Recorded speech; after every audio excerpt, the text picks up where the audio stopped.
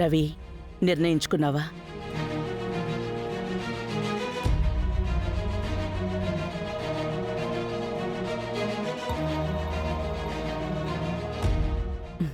చెప్పు రవి. నేను పెళ్లి చేసుకుంటాను జాను.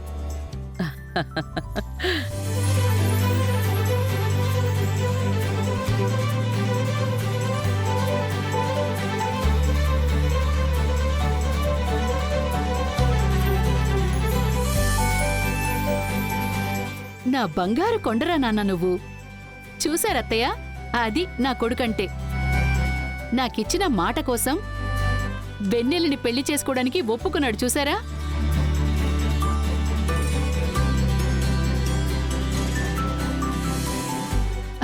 భగవంతుడా, నా ప్రార్థనలన్నీ విన్నావా తండ్రి?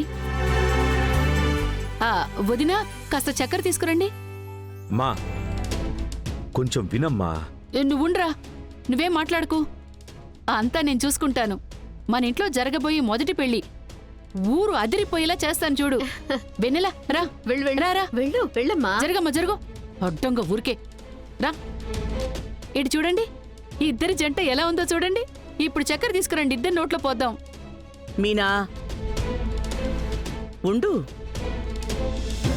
రవి పెళ్లి చేసుకుంటాను అని చెప్పాడే గాని ఎవరిని పెళ్లి చేసుకుంటానని ఇంకా చెప్పలేదుగా?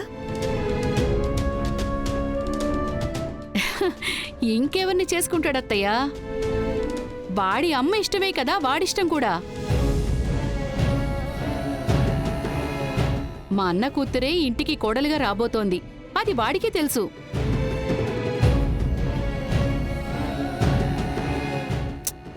సరే, మీ ఆశ నేనెందుకు కాదనాలి? రవి, నా బంగారు తండ్రి, ఎవరిని పెళ్లి చేసుకోబోతున్నావని నీ నోడుతో నువ్వే చెప్పు నాన్నా. అందరూ బాగా వినండి. మళ్ళీ నా కొడుకు నిర్ణయం చెప్పిన తర్వాత అదేంటి అంటే కుదరదు. సరే మీనా, రవినే చెప్పని.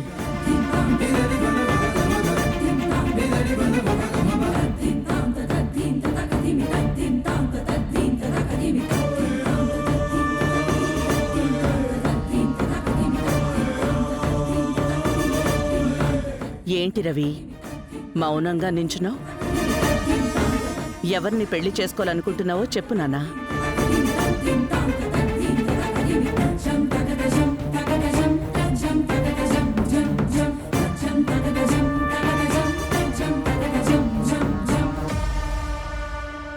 అల్లుడు, సస్పెన్స్ తట్టుకోలేకపోతున్నాను. త్వరగా నోరు తెరిచి చెప్పు అల్లుడు.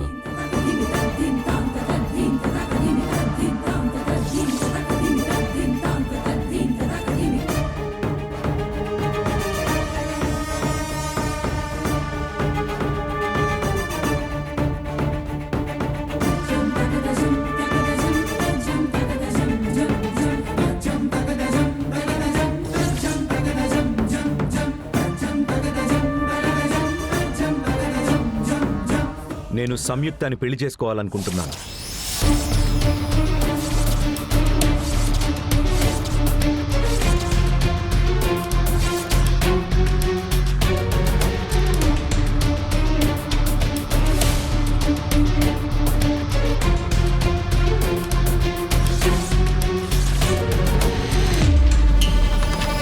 అల్లుడు, ఏమంటున్నావు నువ్వు?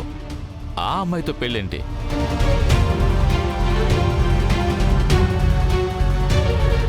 ఏంట్రా పిచ్చి పట్టినట్టు మాట్లాడుతున్నావు?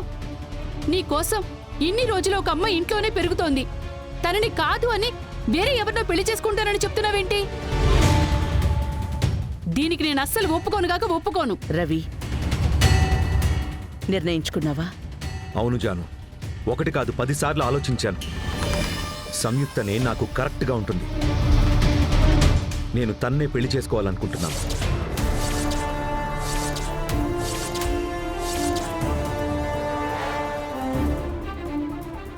అయ్యో, నీకు చిలకి చెప్పినట్టు చెప్పేనే. ఏంట్రా ఇలాంటి నిర్ణయం తీసుకున్నావు? నా నెత్తి మీద బండ వేసినట్టుంది రవి. మీ నాన్న 20 ఏళ్లుగా మంచానికి అంకితం అయ్యారు. అప్పట్నుంచి నీకు తల్లికి తల్లిగా, తండ్రికి తండ్రిలాగా మీ మామయ్య కదా చూసుకుంటున్నాడు. అందుకు నువ్వు చూపిస్తున్న విశ్వాసం ఇదేనారా? వద్దలుడు, నువ్వు చేస్తున్నది కొంచెం కూడా కరెక్ట్గా లేదు. ఇది విడ్డూరంగా ఉందలడు. మన కుటుంబానికి ఈ అమ్మాయి సరిపోతుందా? మావయ్య, ఇదే నా నిర్ణయం. ఇంకా ఎవ్వరూ మాట్లాడడానికి వీల్లేదు.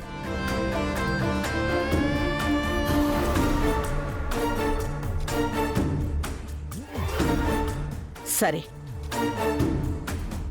నీ నిర్ణయాన్ని నువ్వు చెప్పినప్పుడు నా నిర్ణయాన్ని నేను కూడా క్లియర్గా చెప్పాలిగా. సంయుక్త నీకు సరైన అమ్మాయి కాదు. అంతేకాదు, సంయుక్త ఈ కుటుంబానికి సరిపడే కోడలు కాలేదు.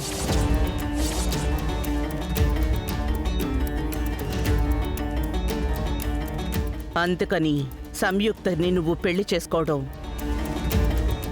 నాకు కొంచెం కూడా ఇష్టం లేదు.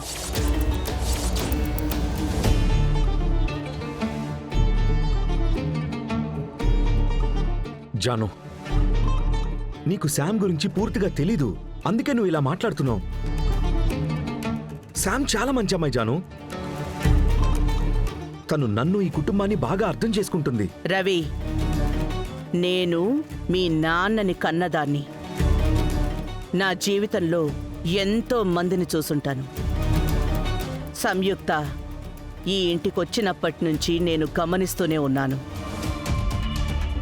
సంయుక్త నీతో ఎలా ఖర్చు పెట్టిస్తోంది, ఎలా నిన్ను తప్పుగా గైడ్ చేస్తోంది, నీతో పాటు కలిసి పార్టీలు, పబ్బులు అని ఎలాంటి బాధ్యత లేకుండా తిరిగే ఈ అమ్మాయి మన ఇంటికి సరిపడే కోడలు కాదు. కాదు ఝాన్సీ అమ్మ, నేను చూడు, పెద్దవాళ్ళు మాట్లాడుతున్నప్పుడు మధ్యలో మాట్లాడుతోంది చూడు.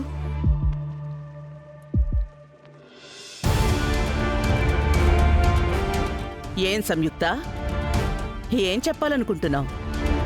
ఇప్పుడు నేను చెప్పింది అబద్ధమనా? ఇదంతా నా కళ్ళతో చూసిందేగా. కాదు అని చెప్పగలవా నువ్వు? రవి, నువ్వు సంయుక్తని పెళ్లి చేసుకోవడం నాకు అస్సలిష్టం లేదు. కరెక్ట్గా చెప్పారత్తయ్య. తనకి సరిపడే జోడి వెన్నెల మాత్రమే.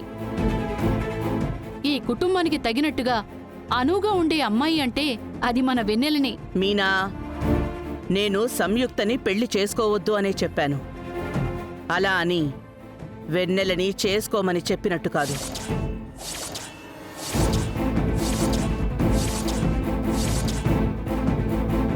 మీరేమంటున్నారత్తయ్య? రవికి వెన్నెల సరైన అమ్మాయి కాదు.